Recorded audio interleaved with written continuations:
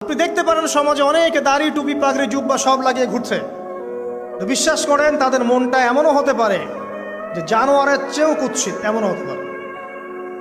আবার আপনি দেখবেন সমাজে এমন অনেক মানুষ ঘুরছে যারা হয়তো অনেক পাপে লিপ্ত মনে হচ্ছে, কিন্তু মনের মধ্যে সততা আছে। আর যার মনের মধ্যে সততা আছে, আল্লাহ বা কোনো না কোনো দিন ইনশাআল্লাহ তাকে হেদায়েত দিবেন। দুনিয়ার জীবনটা কিচ্ছু না ভাই, ওয়াল আখিরাতু খায়রু ওয়া আবকা, পরকাল চিরস্থায়ী।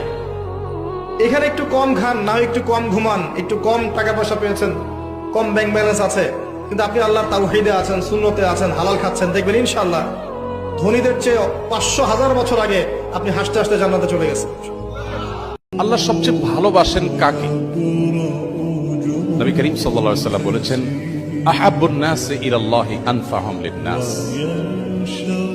আল্লাহর কাছে সবচেয়ে প্রিয় মানুষ সেই সকল মানুষ যারা সবচেয়ে বেশি মানুষের উপকারে আসে। সবচেয়ে বেশি মানুষ উপকার যারা করে তারা আল্লাহর কাছে সবচেয়ে বেশি প্রিয়।